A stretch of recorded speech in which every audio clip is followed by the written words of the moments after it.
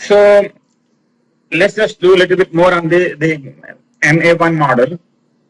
The variance of xt you can show is equal to, you can just do variance by xt minus mu whole squared, where xt is equal to b, xt minus mu will come out to b1 et plus b1 b2 et minus 1. Actually, this is wrong here, b0. Anyway, I think this formula has an error because we don't need, for MA1 there is no b2, and so b1 should be at the right places. And you can fix it because et should have a coefficient of 1 everywhere, and et minus 1 should have b1 as a coefficient. So at the end, it will come out 1 plus b1 square sigma square. Please write that down. 1 plus b1 square sigma square. All right, that is the variance of xt. Now we want to find out covariance, since we want to apply correlations. So we do xt times minus mu and xt minus 1 minus mu. This minus mu should be not a subscript. It should be at the same level as x. So this is not a subscript. But anyway, xt is, again, this b1 and b2 are wrong here. But it is always the coefficient for et is 1. The coefficient of et minus 1 is b1. If you correct those coefficients, at the end you will get b1 times sigma square. So the covariance at 1 would be b1 times sigma square. Please correct that in your slides. This is the first, basically, as I said, this is our heart of the press. So there are so many things that are not correct. Now, if you go to covariance at lag 2, so basically, again, the b1 and b2 are incorrectly placed, but at the end you will find that the covariance is 0. And at lag 3, lag 4, lag 5, everywhere else the covariance will be 0. And if you plot the autocorrelation function, it will have two impulses, one at k equal to 0, which is 1, and one at k equal to 1, which will be basically 1 upon 1 plus b1 square. Please write that down. 1 upon 1. I might post the corrected slides after the lecture. But basically, wherever it says b1, we have to put a 1. Wherever it says b2, we have to put b1. So b1 upon 1 plus b1 square is the impulse, is the autocorrelation function, and everywhere else it is 0. All right. So if you plot it, it will come out just two impulses, one at 0 and one at 1.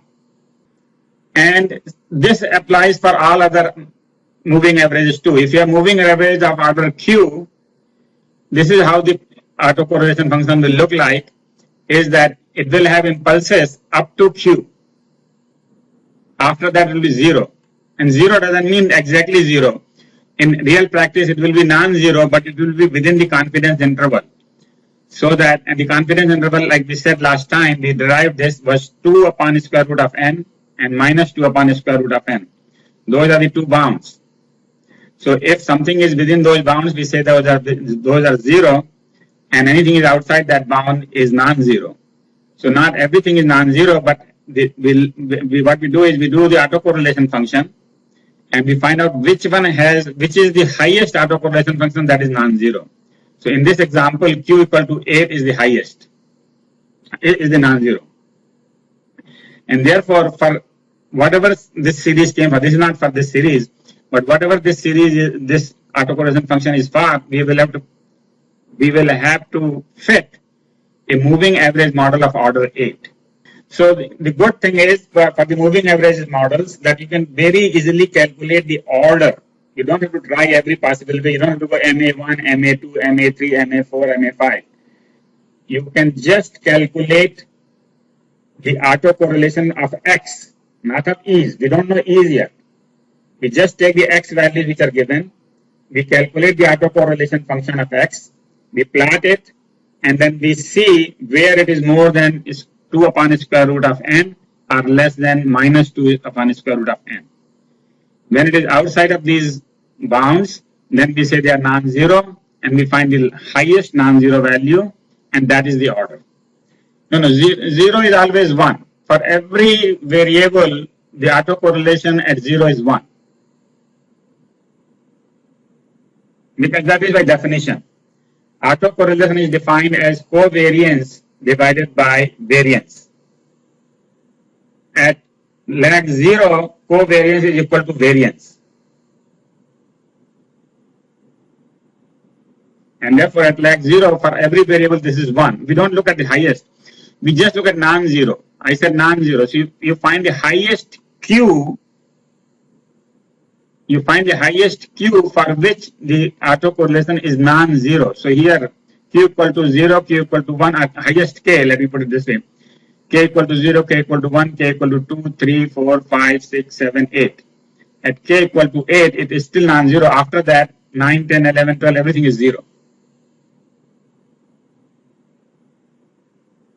8, yeah, that's all I'm saying, is that you find the highest K for which the autocorrelation function is significant, as they say. So I have not plotted the autocorrelation function for the data that we are analyzing. If I would have done that, then we would have found out whether we need to go to MA2 or MA3 or MA4. But we just did MA1 model, and we could have done MA2 and MA3 models too, and seen that. But basically, so this is the thing. So now we know how to find the values of the parameters, which are B0, B1, B2. We also know how to find the order. Same thing we need to do for autoregressive. It turns out the values for the parameters can be easily found for the autoregressive. Autoregressive models are good because we can use straight regression formulas, and in one step we can find the right values. Remember, for AR1 and AR2, we did not have to do anything except use the regression formula. So we did not have to do any search or any binary search. But finding the order is difficult. For ARP, the only way you can find the model is by search, is that you try AR1, try AR2, try AR3, try AR4, AR5, AR6. And every time you do a new model, a new value comes in, and see if that value is still significant. And so what you do is you fit a model of order P, where P equal to 0, 1, 2, 3 all the way. You find out AP. AP is the last coefficient. And then it has a confidence interval of plus minus 2 upon square root of n. Now everybody used to remember how the number 2 came about. So 2 was 1.96. And so we have this 95% confidence interval, and so you plot this AP for P equal to 0, P equal to 1, and so on and so forth. You keep plotting, and when it is now insignificant, then you say, okay, now we have reached the end. All right. So in this case, for example, shown here, now this is not for the data that we have, just a figure I made. It shows that for P equal to 8, this is insignificant. This is significant, and after that it is not. So we will fit AR8 model. Again, you have to have a statistical point of view and an engineering point of view. This is the statistical point of view. The engineering point of view would be that if you cannot get more 4, 5, 3, 6% reduction, then you give up right there. All right. So for the engineering point of view, for the importance, we look at the percentage reduction. But for the statistical significance and all that, this is how they do it. They just try to find out the coefficient AP and then see if its confidence interval includes a 0. And this, by the way, this AP, the last P, AP that you get for each of these models is called partial autocorrelation function, PACF. For AR models, you cannot look at the ACF. ACF is the autocorrelation function, because for AR1, this is the autocorrelation function. For AR1, if you did the autocorrelation function, it is an exponentially decreasing function. So there is, by looking at this, you cannot tell whether this is AR1 or AR2. AR2 also has a very similar autocorrelation function sequence.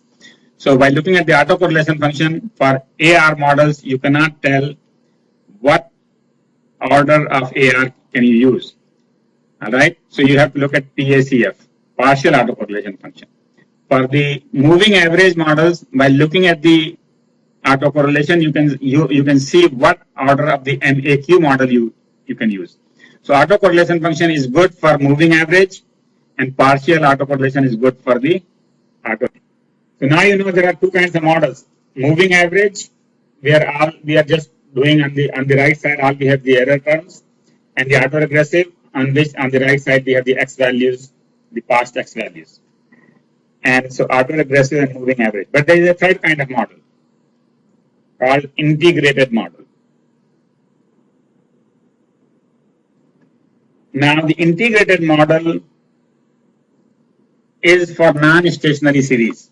And what is non-stationary? If you know that this series is, here is one example of non-stationarity. If you know that the series is continuously increasing, so like this shown here on the bottom, this series, the mean you can see is increasing with time. And this is more common of the series that we see in the real world than a series whose mean remains constant. Like in stock market prices, they don't stay at one value. They keep increasing and then they suddenly take a jump down and then they keep increasing and jump down like that, right? So those are non-stationary series. Why they are non-stationary? Because the mean of the series is a function of time. It's not independent of time. Stationary means the mean and the variance and everything else is not a function of time. It's just same for all times. Right? If you have a series like this, where it is linearly increasing, then it is very easy to model this thing. How you model? Instead of modeling xt, you model xt minus 1.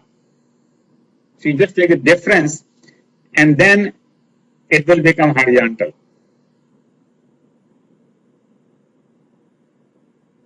All right?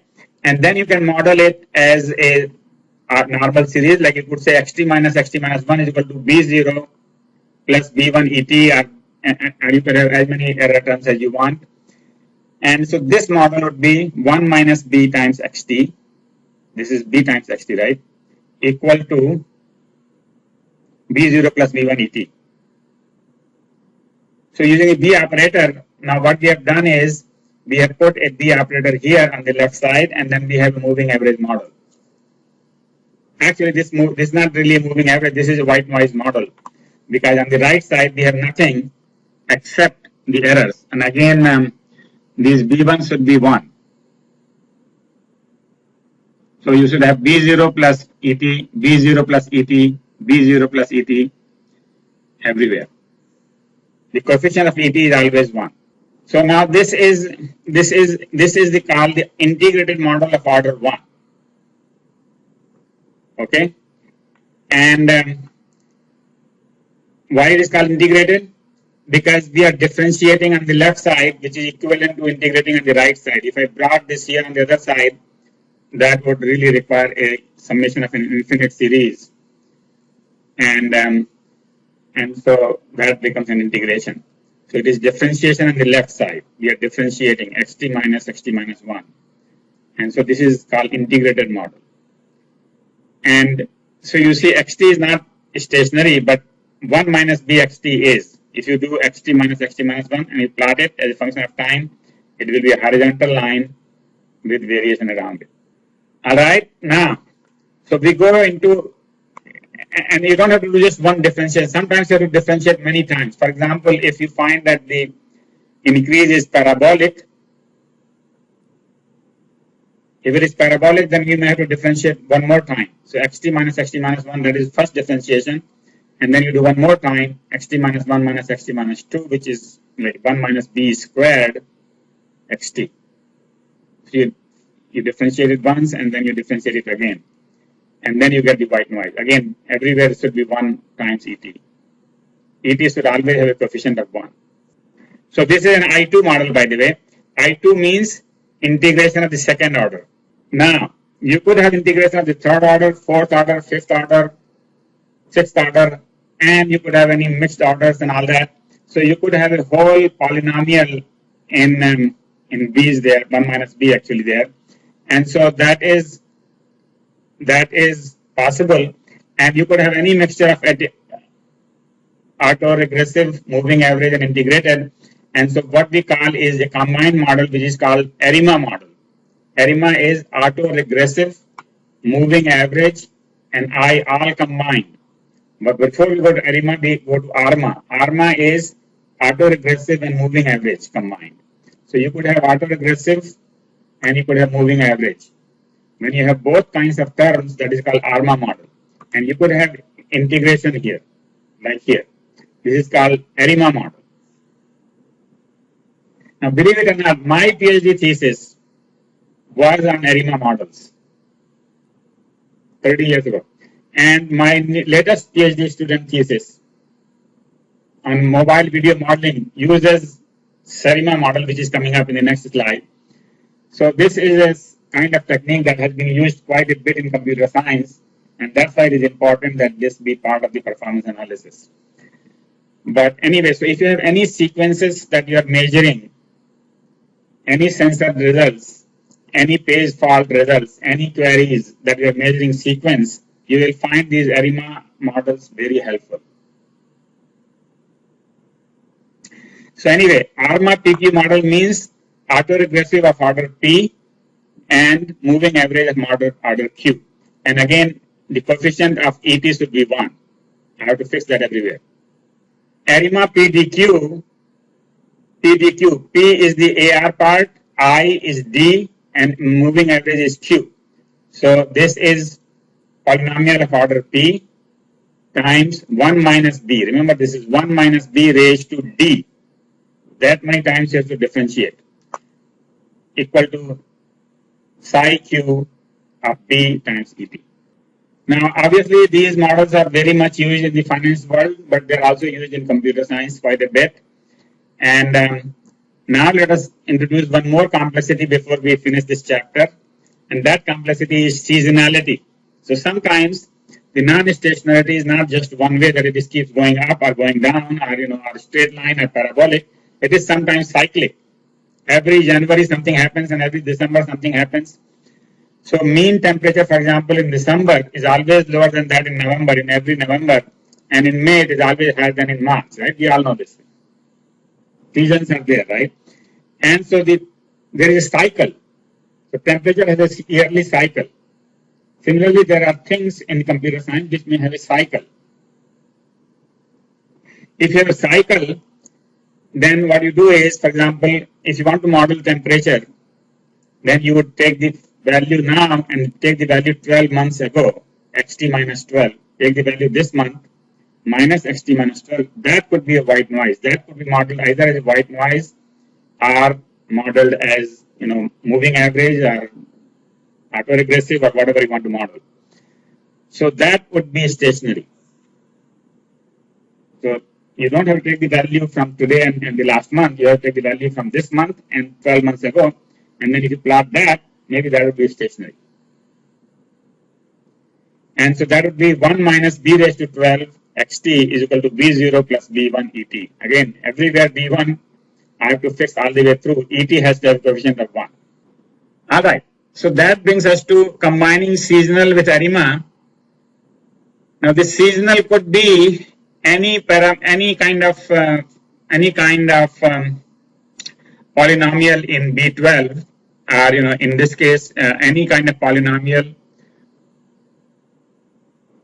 with the season of S. So this becomes very complicated. We are not going to go into more except just introduce the term SARIMA.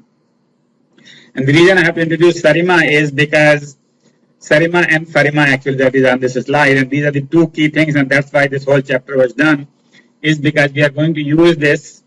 SARIMA was used in the PhD thesis that was just finished, and FARIMA is what we are going to use in the next chapter that we are going to do. So these to get to SARIMA and FARIMA, we have to do AR, we have to do I, we have to do MA, and we have to do ARIMA, and so on and so forth. But let's see SARIMA. It kind of looks complicated, but let's do it slowly. SARIMA models have two orders, PDQ and PRQ. PRQ is the seasonal part. The seasonal part basically has always B raised to S. S is the season, which in this case, previous example was 12, but could be a different number.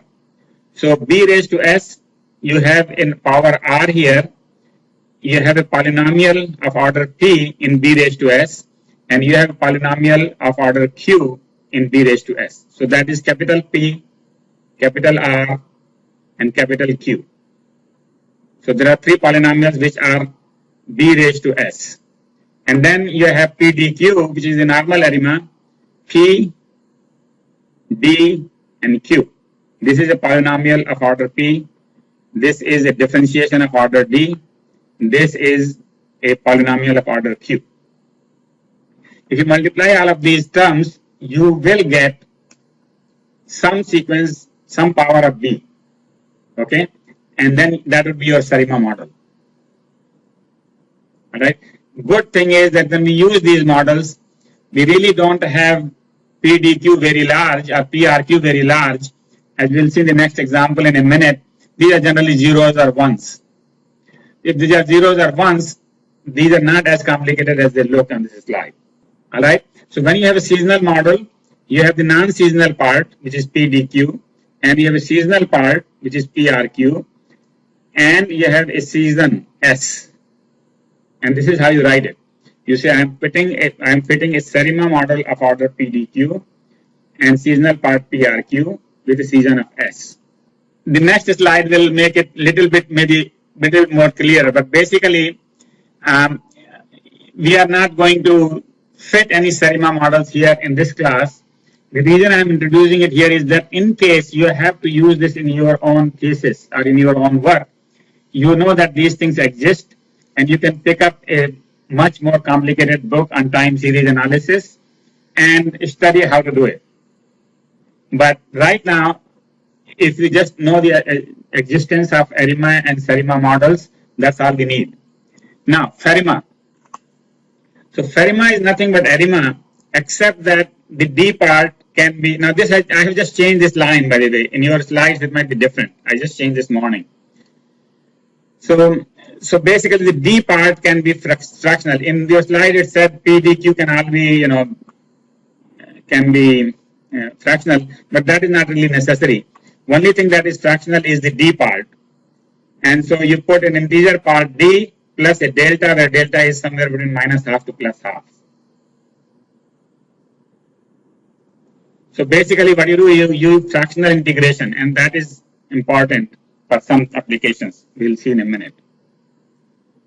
So basically when you have 1 minus b raised to d, instead of d equal to 1, 2, 3, you could have d equal to 1.5 or 1.25. So you will have infinite series there. Let's just review one more time. I just want to make sure that you understand all of this right now in the class, because there's no book to follow. Is that there are many kinds of, first of all, the first non-stationarity happens when the mean is not constant. If the mean is a straight line, you can just do the first order differentiation and you can get that constant. If the mean is a parabolic thing, then you have to differentiate 2 times and then you will get the mean constant. And differentiation simply means you have to subtract xt minus 1 from xt. And whatever series you get, then you subtract one more time and you get the second difference. You subtract one more time, you get third difference. You can also do it by the b operator, and so this is 1 minus b square xt. So this is the integrated model of order 2. And you can combine all these models, integration, differentiation. So this is the differentiation part, this is the integration part, and this is the autoregressive part, and this is the moving average part. And so you get ARMA model, this is ARMA here, and ARIMA model like here. And then seasonal. Seasonal means you don't have just B, you have B raised to something which repeats every time. So you put a seasonal model, and that could, in the most complex case, could have an autoregressive part, a moving average part, and a differentiation part, along with the original ARIMA.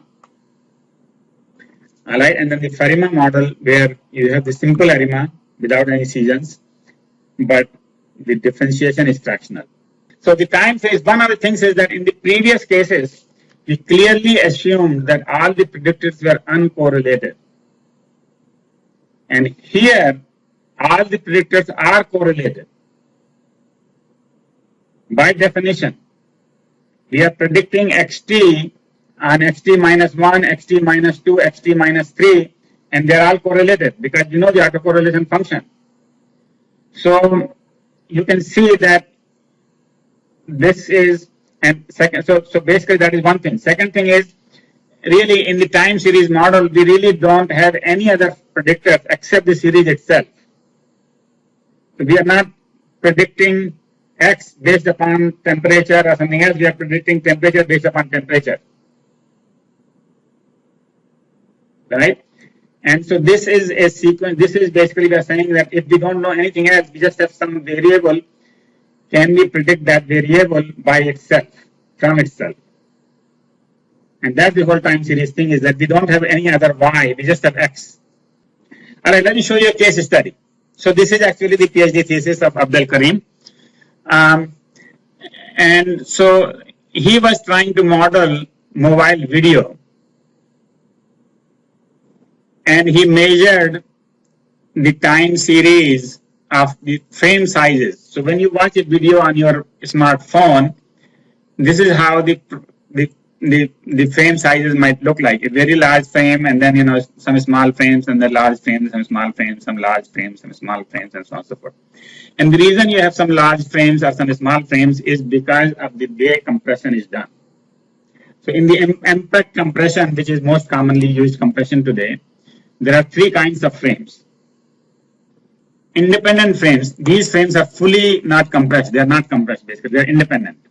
And then what they do is they take two frames, the picture right now and the picture, let's say 30 frames later, and they take the difference between the two. That is called predicted. So they just send the difference. They don't send you the total picture.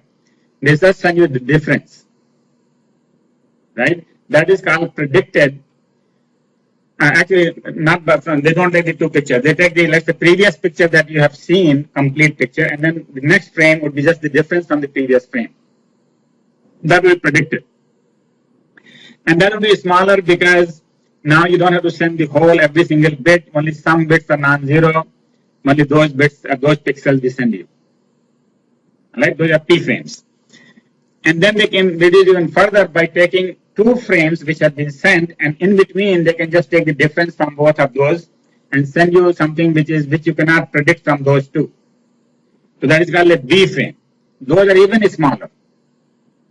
So by using IP and B frame, they can reduce the quantity of information to be sent significantly. I think by a factor of 20 to 100. So this is what you see. You see an I frame, then you see some P frames, and then you see some B frames, and then you see an I frame. And the reason you have to send I frames is because what if your I frame is large, then none of these frames can be played because they all are different from that one. And if you don't know, if you don't have the base, you cannot predict. So your picture will kind of, be constant for some time. It will be like we call frozen for some time until the next I frame comes in. And so anyway, so now you notice that there is a seasonality here. Clearly a seasonality. Why seasonality? Because in this case, every 15th frame is a large frame. Because every 15th frame is an I frame.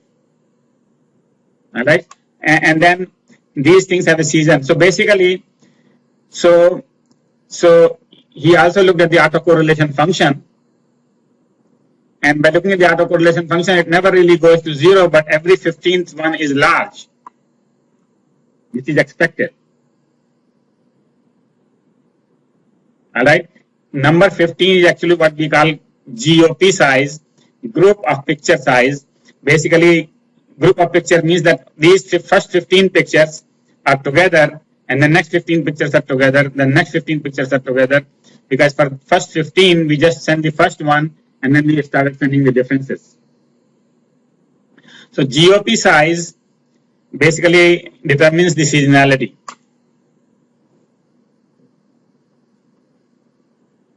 So this is how the seasonality looks up, is that you can see that everything is big and then small, small, and then suddenly big, and then small, and then suddenly big, every 15th one. So this is clearly a seasonality. And so he did quite a bit of series analysis, and he came up with this model. which is 101 times 111.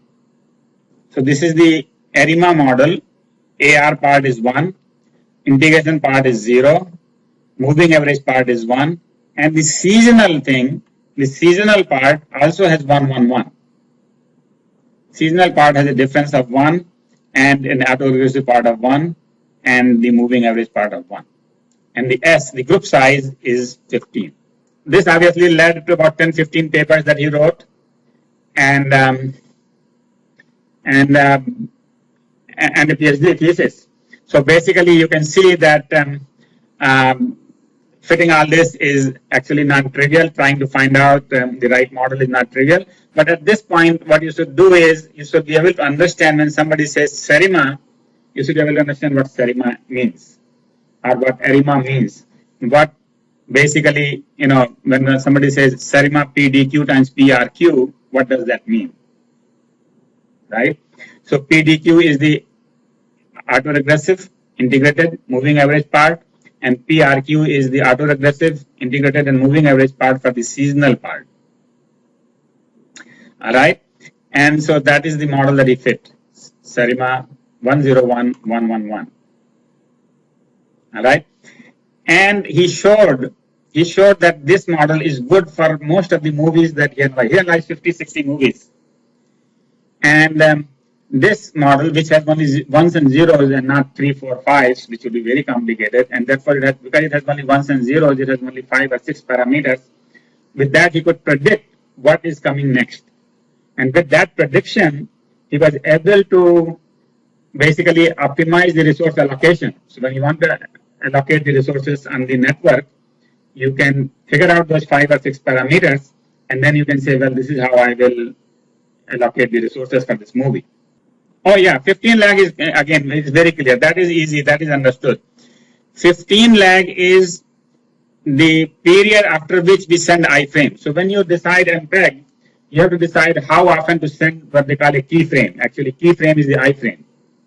So when you are compressing your video, if your video program, compression program provides you all the facilities, then it will provide you how often you want to send the keyframe. So if you send every 15th frame keyframe, then every 15th frame will be large. And your period will be 15. So that's why. So this is basically, S is a parameter. So people use several values. So for some movies, they compress every 30 frames. Right? So S could be 30. For some it could be 15. So he didn't say that this particular model will be good. So that's why S is actually still a symbol here. Is that S is the group size, which in this case that he analyzed was 15. But he also analyzed the 32 and same thing. All right. That brings us to the end of this whole time series thing. And to summarize, basically, AR1 model is very simple. AR1 model is you have A0 plus A1 XT minus 1. So you have the first past value you use to predict the current value, just immediate previous value, autoregressive. In the moving average model, you use the previous error to predict the current value. In the integrated model, you use take the differences. So ARIMA 111 would be the first difference. So you say XT minus 1 and XT minus 2, you will predict XT minus 1 from XT minus 1 minus XT minus 2. Right? Seasonal ARIMA model would basically take the season, which is, let's say in this example, 12, by the way, S is put here, 12, and then so you will predict XT minus 12 as a function of the previous XT, which is actually XT minus 1 minus XT minus 13, because that is the last value that you know, and so on and so forth. So you could have AR model, MA model, ARIMA model, and seasonal ARIMA model. And now we will go into FARIMA model in a minute. I just want to make sure that people understood all these different kinds of model. Autoregressive means auto means on yourself. XT regress on itself. Moving average of the errors. Right, regressing on the errors. And the ARMA is both AR and MA. Integration is basically the opposite of differentiation. We take the difference and predict the differences. Okay, so ARIMA model. And then we have the seasonal ARIMA, where we take the season and we take the difference over the season and we predict the difference over the season.